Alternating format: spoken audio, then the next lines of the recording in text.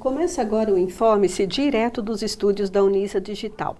Hoje conversaremos sobre o que fazer com o 13º salário. E para isso recebemos o professor Oswaldo. Oswaldo Silva é mestre em administração de empresas pela Unifiel, é especialista em gerência financeira, consultor em finanças pessoais e atualmente é assistente de coordenação e tutor do curso de administração da Unisa. Acompanhe nossa programação também pela internet www.cnu.org.br/alvivo.asp. Obrigada pela presença, professor Oswaldo. Obrigado pelo convite. Para começar, o que é o 13º salário na vida de uma pessoa? Bom, antes de mais nada, telespectadores, uma boa tarde ou boa noite no seu horário que está passando.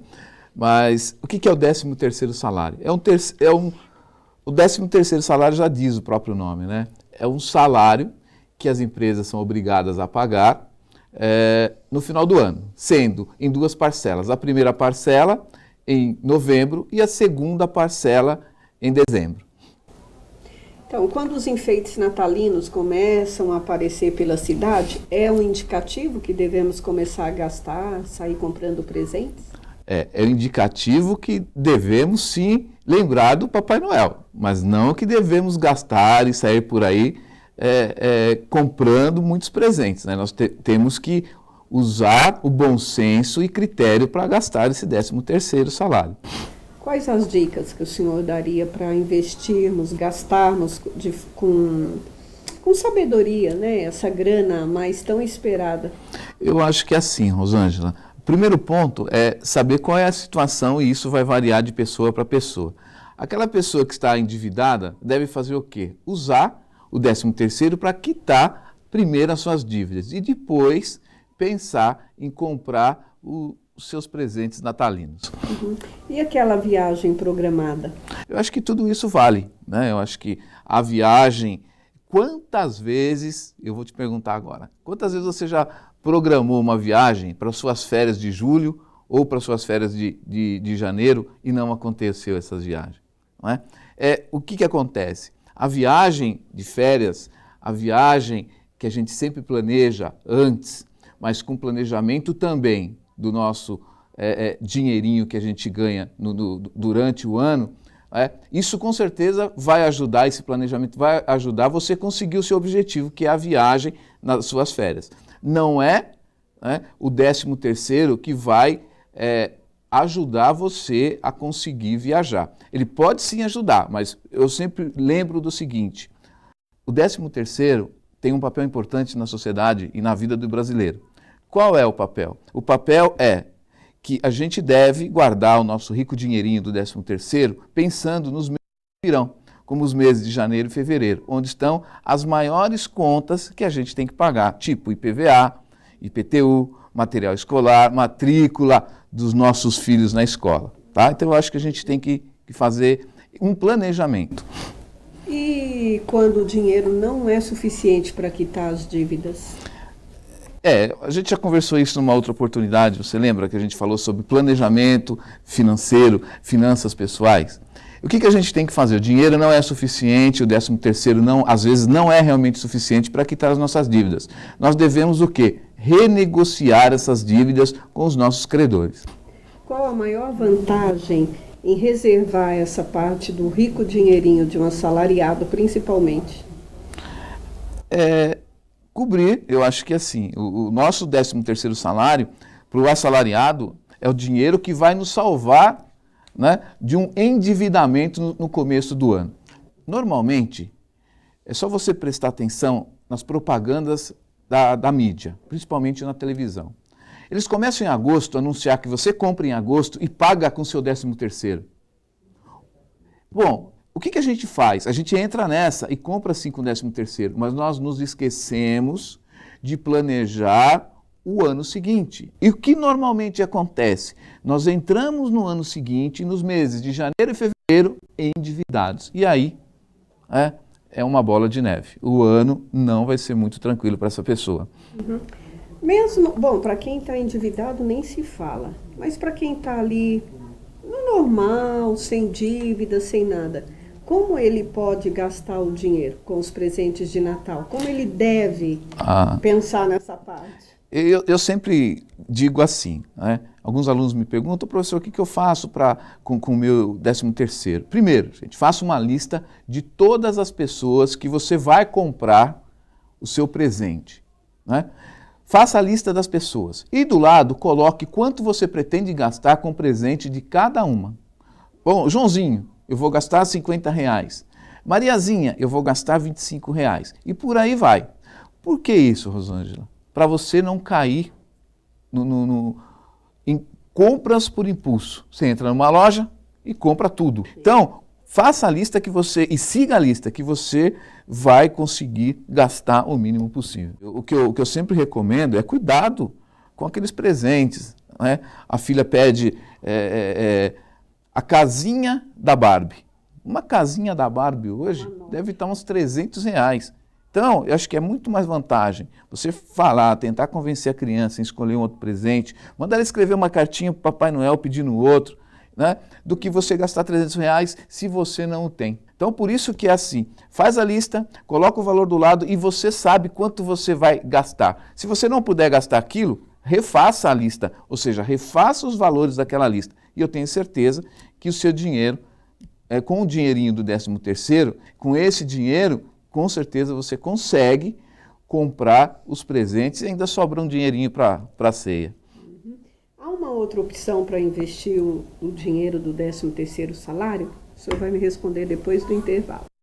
Nós estamos conversando com o professor Oswaldo sobre como gastar o seu 13º salário. Nós vamos a um rápido intervalo e já voltamos. Não saia daí.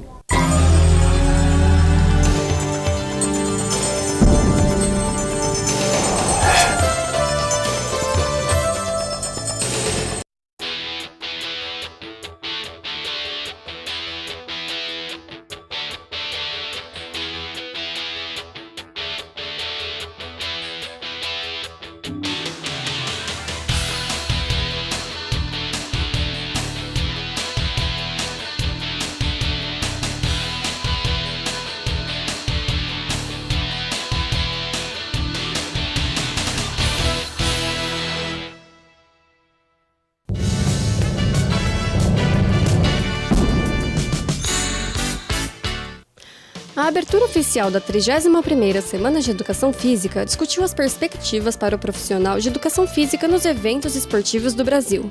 Nós estamos desenvolvendo aqui nessa semana assuntos relativos ao futebol, aos Jogos Olímpicos, aos Jogos Paralímpicos e também falando sobre a recuperação de atletas. O dia foi voltado para discutir sobre o papel do futebol no Brasil e no mundo, ajudando os alunos a refletirem sobre a evolução da história desse esporte. Olimpíada e Copa do Mundo, a gente precisa aproveitar isso ao máximo para extrair tudo que tem de bom nisso, tanto da área acadêmica, da área financeira, de todos os lados que isso pode nos beneficiar. Como eu falei ao longo da palestra, a gente vive uma década de ouro, né? Uma década de oportunidades para os negócios do esporte no Brasil. Então, nesse sentido, sempre que a gente pode mostrar para o jovem que ele precisa se qualificar para essa área, é uma grande oportunidade, né? Além disso, as palestras trouxeram convidados qualificados, que falaram sobre os melhores caminhos para os jovens construírem suas carreiras. Acho que é importante a capacitação. Quanto mais a gente conseguir passar informações, mais as pessoas aprenderem para o futuro, para a profissão delas. E eu acho que essa troca de informações, esse evento, faz com que os profissionais possam passar um pouquinho da experiência prática que eles têm para os alunos.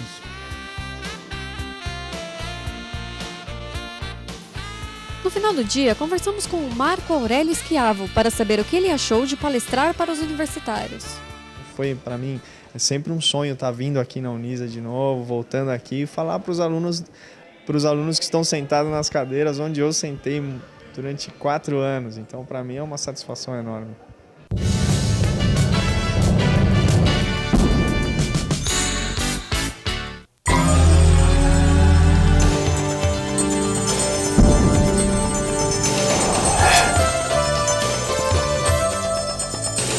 Voltamos a conversar com o professor Oswaldo Silva sobre o que fazer com o seu 13º salário. Então, professor, eu deixei uma pergunta no ar. Se há uma opção melhor para investir o dinheiro do 13º salário, quando não há dívidas e tal? São inúmeras as opções. Aí depende muito do objetivo de cada pessoa, né? E outra também, depende da característica de cada pessoa. Tem pessoas que são mais conservadoras, então preferem uma caderneta de poupança, é só a gente ver o que a mídia está mostrando hoje. O volume de dinheiro que está entrando na caderneta de poupança. Tem outras pessoas que já gostam de um pouco mais de risco, e aí vão aplicar em Bolsa de Valores, que é um risco muito elevado. Eu não aconselho essa aplicação para quem tem pouco dinheiro para aplicar. E pouco entendimento pouco também, entendimento. que é meio complicado. Isso. Às E vezes. se você tem um valor, procure aplicar em bolsa 20% desse valor. Nunca coloque a sua totalidade. Por quê? Hoje você pode ter, amanhã não. Por isso que eu falo da pessoa conservadora. A poupança é uma aplicação conservadora. Por quê? Porque você aplica e com certeza, e é garantida pelo governo, você vai ter o seu dinheiro de volta. Qualquer que seja o salário, dá para economizar entre 10% e 20% por mês? Eu entendo que sim. Mas para isso, senhores, vocês devem fazer o quê? Iniciar, vamos falar de 2011, iniciar 2011, não é? Com um planejamento financeiro. Saber quanto você gasta, não é? Primeiro, saber quanto você recebe e saber quanto você gasta. Se você verificar que o que você gasta é maior do que o que você recebe, está na hora de parar e fazer um planejamento. E eu tenho certeza que aí você consegue poupar de 10% a 20%. Nós falamos que o ideal é isso, poupar mesmo de 10% a 20% para você ter uma vida, Rosângela, mais tranquila. Um ano, vamos falar de ano, o ano 2011 que está batendo na nossa porta. Um ano de 2011 muito mais tranquilo. Qualquer um pode desfrutar de um equilíbrio financeiro no dia a dia se seguir essa regrinha. Sim. Independente do salário. Independente do salário. O que vale para a gente é planejamento. Eu vou te dizer mais, repito, a gente já viu isso numa outra oportunidade. Mas quem não assistiu da outra vez, por isso mesmo. Por que planejar as finanças é tão importante? Então? Eu digo assim, com planejamento a gente faz tudo. Não é? A gente ouve falar que uma empresa abre hoje e fecha daqui a 2 anos. Por que será que aconteceu isso? Na grande maioria das vezes foi por falta de planejamento. E quando eu dou planejamento estratégico com meus alunos, eu explico exatamente isso. Por que será que a empresa fechou? Fechou por falta de planejamento. E vamos dizer que a nossa casa é uma lojinha. A nossa lojinha fecha se a gente não tiver um planejamento. O nosso bolso é uma lojinha. O nosso bolso, sendo uma lojinha, a nossa lojinha vai fechar se eu não tiver um planejamento. Então, não interessa se você ganha 1.000, 300 ou 400. Faça um planejamento e procure sim poupar de 10% a 20%, que eu tenho certeza que sua vida vai ser muito mais tranquila. E a história do porquinho, que alguns ensinam as crianças desde cedo? Ensinam que desfrutar, gastar é sempre muito bom, mas que precisa juntar e planejar. Funciona? Eu acho assim. Tudo é disciplina. Eu concordo que nós temos que gastar mesmo, porque senão a economia não gira. Também concordo que nós devemos usar os porquinhos. Aqueles porquinhos bonitinhos, barrigudinhos, não é? Bem gordinhos. Agora tem de barro que você quebra para tirar as moedas. O problema, eu entendo que é saudável isso, guardar. Um dos problemas que eu vejo é o quê? É a guarda dessas moedas, que normalmente a gente guarda moeda, faz o quê? Faz com que o mercado fique sem a moeda também. E isso gera o quê? A falta de troco. No supermercado, no açougue, na feira, tá? Mas é salutar, sim, ensinar o seu filho a economizar. É tão importante isso que eu já ouvi há um tempo atrás dizendo que as escolas públicas estavam querendo incluir, né, uma disciplina do quê? De finanças pessoais para os alunos. Para quê? Para que eles comecem, né, a administrar o seu próprio dinheiro lá na infância já. Tá? Porque aí vai evitar no futuro a história do uso do limite de cheque especial, que continua sendo uma roubada ou não? Melhorou um pouquinho para quem usa. Cheque especial e cartão de crédito, gente, a gente tem que fugir disso. Eu digo assim, o cartão de crédito é a melhor opção que você tem para você controlar suas dívidas. Por quê? Porque pelo cartão de crédito, tudo que você gasta sai ali. Olha, gastei no barzinho, tanto. Gastei na farmácia, tanto. Você tem tudo ali. Você sabe efetivamente aonde você gastou seu dinheiro. Por outro lado, se você não tem condições de pagar a fatura total à vista, é muito complicado.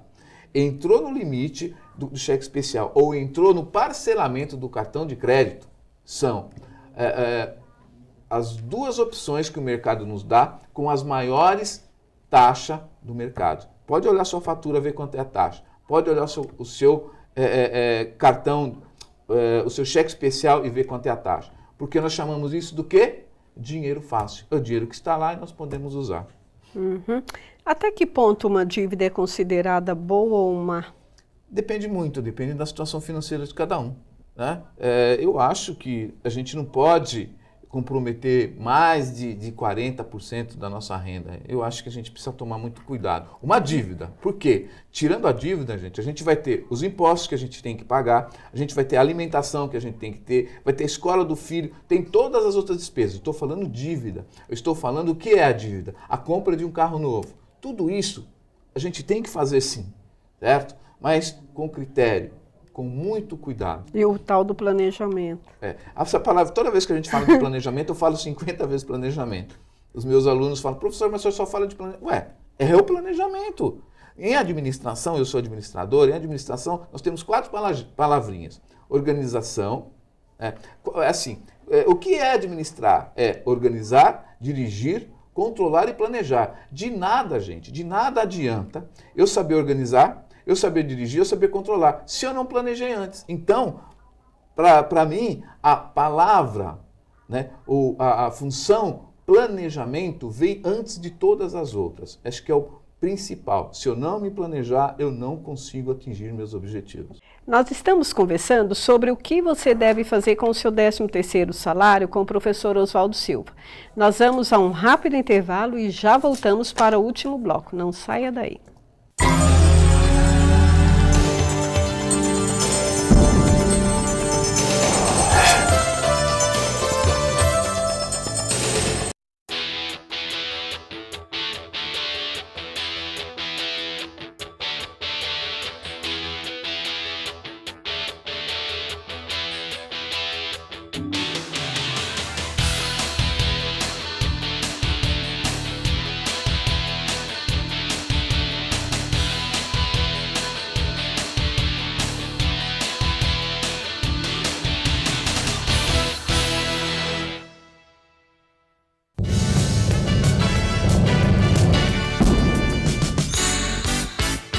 A Unisa participa do encerramento do 31º COACME, Congresso Acadêmico Médico, e com muito estilo. A atual presidenta de honra faz a cerimônia oficial de abertura e agradece. O COACME é uma preparação para os futuros congressos que eles viverão nas especialidades que escolherem. Há uma integração, eles têm contato com professores de outras escolas, com outras formas de ensino, com outros enfoques do tema que eles já viram. Isso destaca, brilhanta, dá para eles uma visão mais ampla, desenvolve o senso crítico. Uma emoção indescritível, sensação de dever realizado e missão cumprida, na qual integrantes da comissão realizadora fazem um balanço do evento. Eu acho que o que mais marca é quando você vê um professor de fora, de uma outra faculdade, seja pública, seja uma faculdade de renome, que vem dizer que a gente está bem, entendeu? Que o nosso congresso funciona, como muitos aí dentro de escolas públicas não funcionam, e que a gente consegue organizar isso há 31 anos. Montar o congresso é uma coisa que dá trabalho,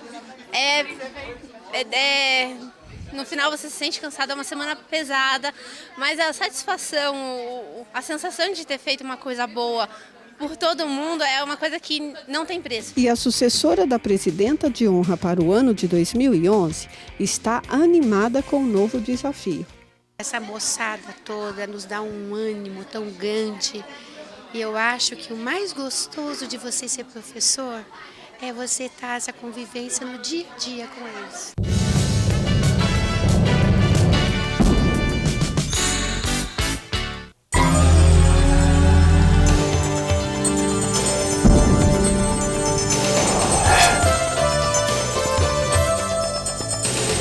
voltamos para o último bloco do nosso tema, o que fazer com o 13º salário. Acompanhe nossa programação também pela internet, www.cnu.org.br/alvivo.asp.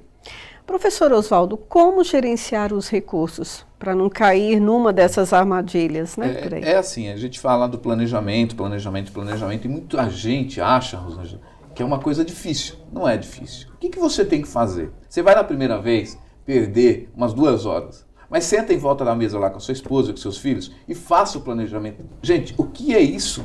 É simplesmente a gente fazer uma lista de quanto a gente recebe de um lado e do outro lado quanto a gente gasta. Esse é o planejamento.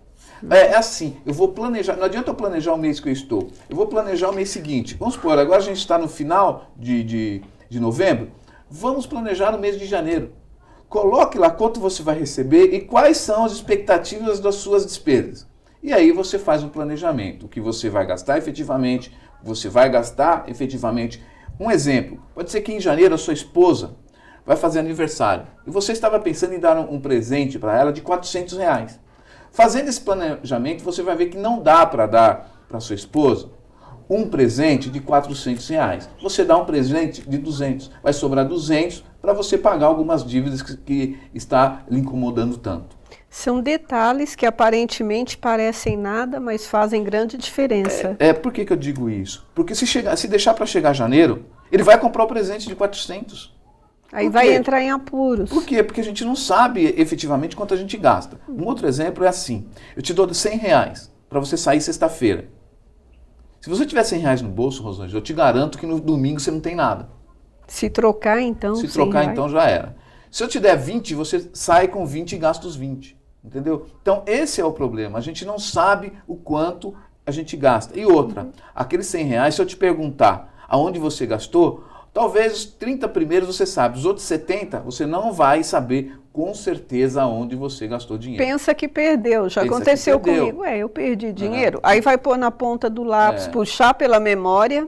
E é difícil, né? Você saber onde você gastou. Por isso que eu falei que o cartão de crédito é uma boa ferramenta para você gerenciar as suas despesas. E como evitar o efeito sanfona financeiro? Porque às vezes, diante de uma conversa dessa, a pessoa se conscientiza, começa a fazer tudo direitinho. Aí, de repente, está de novo ali numa... Só tem uma coisa, disciplina. E planejamento. Eu já nem falo mais porque... né? Qual o diferencial para quem planeja suas finanças? É assim. O cara que não... Vamos falar o contrário. O cara que não planeja suas finanças está endividado. A vida dele é muito complicada. Entendeu? E aquele cara que tem a vida certinha, regrada, tá lá, vive com seus recursos. O que é viver com seus recursos? Viver com seus recursos, com seu salário. Não com dinheiro do cheque especial e não com dinheiro do cartão de crédito. Aquilo não é seu. Tudo que você vai pagar para usar não é seu. Certo? É seu dinheiro aquilo que você recebe, fruto do seu trabalho. Então, a pessoa que vive com o seu dinheiro, com certeza a vida dessa pessoa é muito melhor. Certo? Ele tem muito mais qualidade de vida. Esses dias eu estava ouvindo aí um consultor financeiro dizer que se você economizar aquele cafezinho, aquela gorjeta diariamente, faz uma grande diferença no final do mês e no final de um ano, que geralmente é a longo prazo. Mas que depois de um ano você percebe a diferença, é isso mesmo? Com certeza. É só você imaginar, o ano tem 365 dias, economiza R$1 por dia, R$365 no final do ano. Multiplica isso por 3. E aí vai indo, né? Poupar bem é uma arte? Com certeza. Não são todas as pessoas que sabem poupar. Principalmente e infelizmente, os jovens hoje não sabem o que é fazer uma poupança.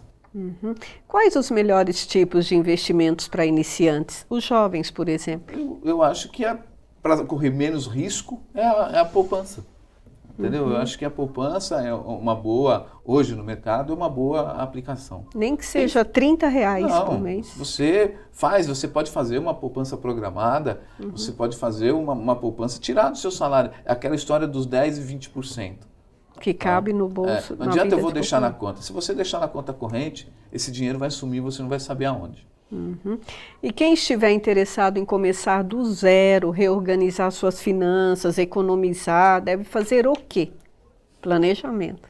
Já sei a resposta. Você já sabe a resposta. Eu espero que todos também que estejam nos vendo, nos ouvindo, saibam dessa resposta. Eu preciso sair do endividamento, ou eu não quero entrar no endividamento.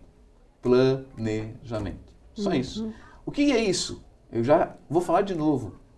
Planejamento parece uma palavra muito difícil. Planejar, professor.